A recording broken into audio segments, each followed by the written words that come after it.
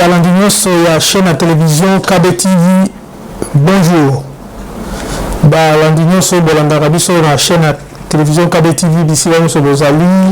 na Europe, na Asie, na Océanie, na Pesibino Dandote puis na babonyo sur KB TV. To me remercier bino na ndenge de soutenir biso pe besoin ko partager, besoin ko aimer, vraiment besoin ko liker la vidéo na biso, vraiment tous reconnaissant envers bino. Voilà, lelo na zali bedere moko pe présentateur ya émission na bino na chaîne ya télévision KB TV 243 na kombe ya Filoté Alimasi. Bon, na yaki lelo kaka meka ko partager sujet moko ensemble na bino balandino sur KB TV parce que makambo za ebele ozo le kana mboka na biso République démocratique du Congo, makambo mingi vraiment ezali ya kobombama. Ba information mingi toyebite. Alors lelo na ye ko pesa bino secret moko peut-être que boyoka pe boyoka ya note ezali histoire ya papa moko azali moko un icône moko ya kati na mboka na biso République démocratique du Congo. Donc découvrir l'histoire na ye ensemble na kombo ya papa na kombo na ye ezali papa Jean Mayani. Alors peut-être ba mususu ba koyeba Filoté Alimasi alingalo de la biso nani Jean Mayani amonde nani. Alors peu pour la yebi était peu de yoki kombo ya ngomba la liboso. Je crois qu'à partir de l'eau on a capté kombo Jean Mayani de bana koyoka mingi na kati ya chaîne na biso ya télévision KB TV 243. Papa Jean Mayani azali nani? Papa Jean Mayani azali moko oyo azalaki suppléant ya Lumumba. Parmi ba rares derniers collaborateurs ya Lumumba boyo batikala. Je crois ceux qui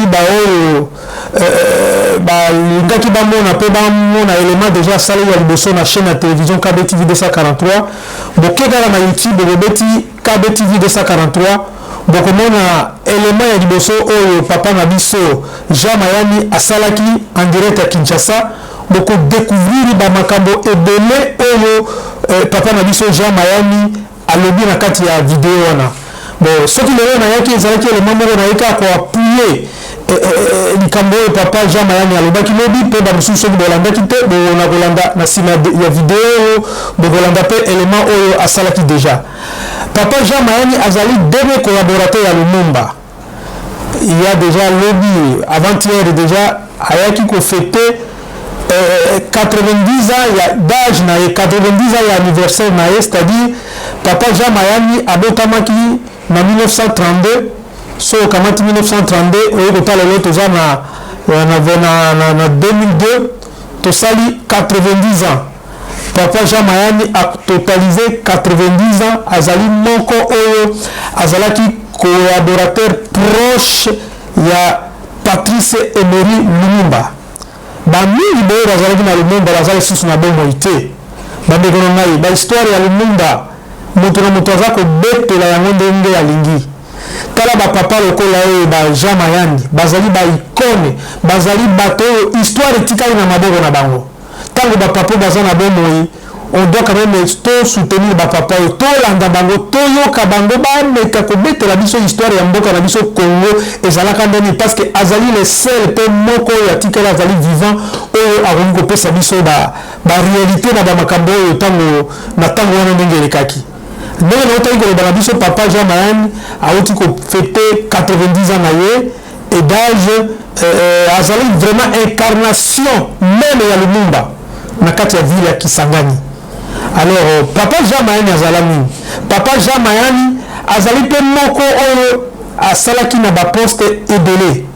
azalaki premier secrétaire permanent ya premier congrès oyo salimaka na Kisangani. Papa Jean Mayani a travaillé na plusieurs postes.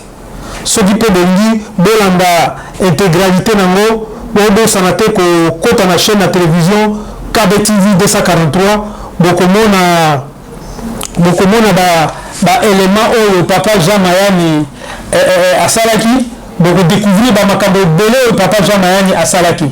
Alors bande ko na ngai boza la brancher belé bokota bon découvrir bolingi ba histoire ya biso Congo vraiment c'est le moment où boki kota vraiment na chaîne na biso bokota bomeka ko découvrir quand même dans makambo belé oyo bombani pe histoire na mboka na biso mingi baza ko de la moté. Papa Jean Mayani azali moko oyo atikali azali vivant oyo vraiment tokoki ko soutenir papa oyo tokoki ko landa papa oyo c'est une bibliothèque vivant oyo ya tikali na tango ya nani ya Patrice Emery Lumumba mais celle oyo ya tikali pe oyo azali na makambo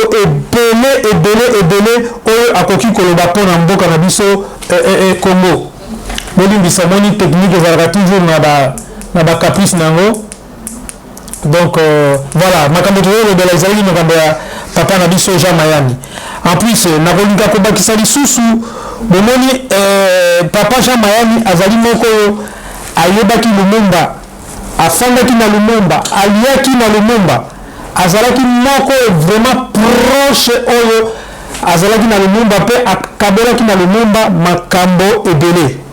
tala banyonso oyo bazalaki na bango pe papa Jean Mayani fo boyeba ye azali député na biso na kati ya ville ya Kisangani donc papa Jean Mayani vraiment azali motu oyo asali ebele na ntango na biso na ntango ya nani ya Emery Lumumba asali na baposte ebele soki bolingi bodécouvrir yango ndenge nazoloba bokodécouvrir yango na chaîne na biso télévision KBTV 243 bokodécouvrir parce oyo nazali osala kaka synthèse bokomona détail nango nyonso eza na kati na élément oyo basalaki lobi bokodécouvrir bamakambo ebele botala tous les autres collaborateurs ya Lumumba oyo bazalaki na bango baboma bango nyonso basila kokufa parce que balingaki te histoire ya Lumumba ebima mpenza polele mais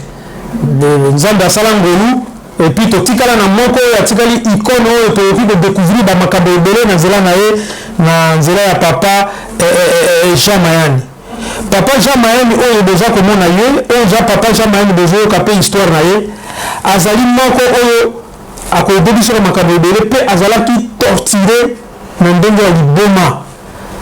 lelo tolobi ke papa nani Lumumba akufaki eloko batikalaki na ye kaka ezalaki mino na ye moko atikalaki mais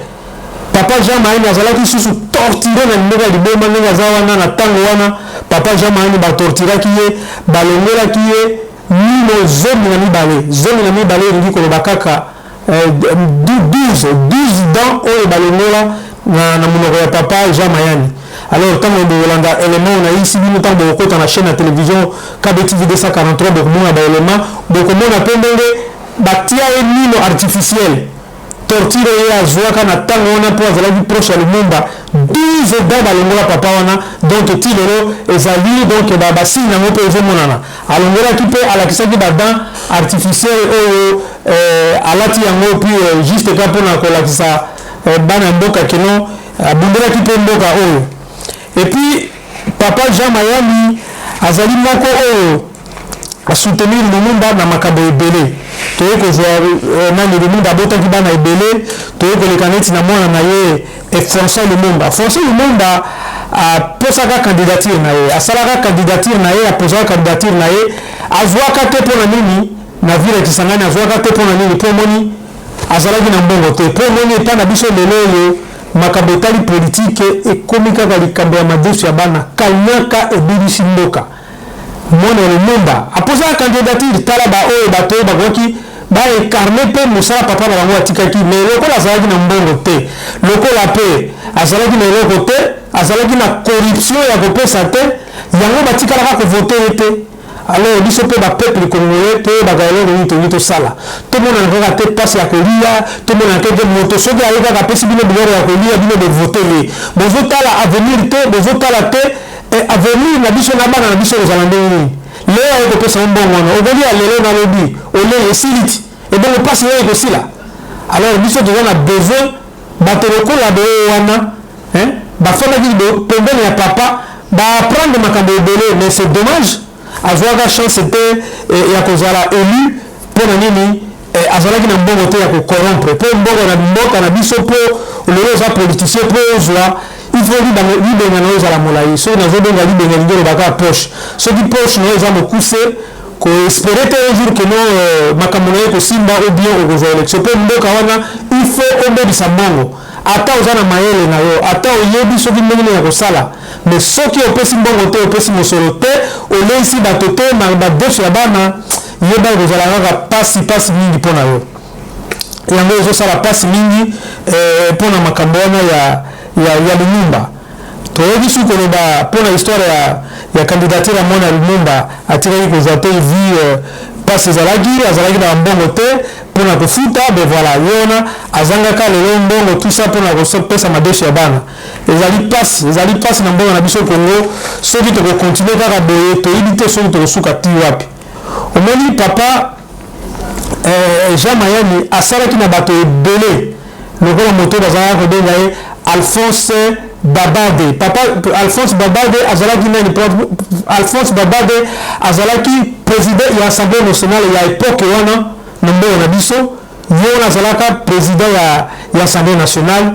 Adjoint na ye ezalaka Keleko azalaka vice-président national ya époque wana. Bato ebele papa Jean Mayani asalaki na bango bafataki basongo et les autres. À travers qui na bato ebele mingi lelo toza koloba baza lisusu na bomoi te eza le seul pe unique icône oyo yatikali na histoire ya mboka. Mais gouvernement na biso na mboka na biso tala bato ya boye faut konoraka bango ntango baza na bomoi bonoraka bato ya boye ntango baza na bomoi et puis ekozala vraiment litomba monene parce que soki bato ya boye néglige bango ekozala mpenza pasi mingi. Papa Jean Mayani a travaillé beaucoup. Papa Jean Mayani azana makambo ebele ya koloba pona mboka na biso. Boye bakala boza la scotché, boza la branché, bona ndaka toujours chaîne na bino ya télévision KBTV. Donc on a en détail papa Jean Mayani akobanda koloba ebele de temps en temps histoire nyonso koloba na chaîne na biso ya télévision KBTV. Alors azana ebele akoloba makambo surtout talaki ba rebelle ekana mboka na biso. Azali mieux placé pour na koyebisa biso histoire ya makambo nyonso oyo elikaka na ntango wana. Pour moni beaucoup bato ebele na kati ya République démocratique du Congo bapoliticien mingi bayebi histoire ya Lumumba te. Mingi baza koloba na bango kaka batangi balivre tout ça mais tala baikolo baza vivant akoya kobetela bino makambo bango bavekaki yango bavivaki yango bazalaki na ntango wana bamonaki yango mpo elekaki na miso na bango. Batelekela bapapa Jean Mayani histoire ya Lumumba boye bango te ezalaki vraiment fausseté bafosaki histoire ya Lumumba na makambo ebele. Papa Lumumba il faut boye bango Lumumba Patrice Emery Lumumba kufaki pour la nation. Patrice Emery Lumumba il n'a jamais été tribaliste. Mingi bazoro d'ailleurs azalaki tribaliste azalaki tribaliste te ye akufaki pour na école. Yango totikaka biloba loba papa Jean Mayani alobaki ebele sikoyo yango na kotinda bino bandeko na soki bolingi bolanda makambo papa Jean Mayani alobaki bozanga te kokota na chaîne ya télévision KBTV 243 ndenge nazozonga kaka momesano kozongisela bino yango mpo bomeka mona baréalité oyo papa Jean Mayani alobi ebele na kati ya élément oyo asalaki oyo ezalaki publié lobi na chaîne na biso ya télévision KBTV bolanda yango bokomona réalité to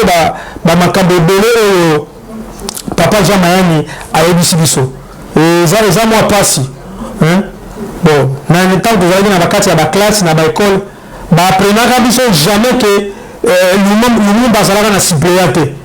Or lelo tala baréalité na classe mpe ntango totangaki bakosa biso bayebisaka biso baréalité te oyo Lumumba azalaka na suppléant te. Or papa Lumumba Patrice Emery Lumumba azalaka premier ministre na biso azalaka na suppléant na ye représentant légal ye tozolobela ye lelo na kombo ya papa Jean Mayani. Soki bongi bolanda mpe baimage na ye bomona ye mo papa Jean Mayani bokolanda mpe ye juste na chaîne na biso ya télévision KBTV 243 azalaki suppléant légal oyo aremplaçaka Lumumba na ntango wana. Bandeko na ngai na lelo nayebi yoka na mpona meka kopartage na bino pour que bozala branché mingi na chaîne na bino télévision KBTV. Vraiment toza koremercier bino loboko na motema na bino boye boza kosoutenir biso na nyonso boza kosala kopasi tu kopartage eloko tozosenga bino bopartage baélément oyo tozosalela bino bobanda kozwa direct ya KBTV à partir ya Europe pe bokozala bamakambo ebele oyo biso na Europe tovivaka yango tokobanda kotransmettre bino na bipai esika ba abonné pe bana ya Congo esika bozali bobanda kolanda chaîne na bino ya KBTV to bana osana bino ba analyse ya kitoko na makambo eza koleka na est ya boka na biso vraiment besoin la brancher et là besoin la brancher bon liker bon partager énormément de vidéos pour que ba oyo ba yoki histoire te pe ba oyo nane ba yebi makambo ezoleka te bameka ko zonga pe à la page vraiment nazalaki na mingi te mpona lelo bandeko na ngai ezalaki kaka point oyo nanaki na partage na bino namoni mpona lelo tosuki awa nakozanga te kofélicite mpe kopesa mbote na équipe mobimba ya chaîne ya télévision KBTV 243 na kati ya ville ya Kisangani équipe vraiment ezali monene na kati ya KBTV na leki kopesa d'abord merci mpe koremercie ndeko na biso top oyo azali designer na biso na chaîne ya biso ya télévision KBTV 243 na pesi lisusu bambote ebele na réalisateur mpe moteur na biso cerveau moteur ya chaîne na biso ya KBTV 243 na pesi mpe mbote na Frank Djadjidja notre entrepreneur mpe conseiller juridique ya chaîne ya télévision KBTV 243 na pesi ba salama ebele na Miss Camara oyo azali coach ya émission na bino coaching de savoir to pesi pe bambote ebele to pesi pe Ronaldo oyo azali votre journaliste unique oyo ke soki asimbi lisango posaka okata émission eza te tolandaka ye tout le temps Ronaldo ba salama na yo yango oyo na pesi pe ye moko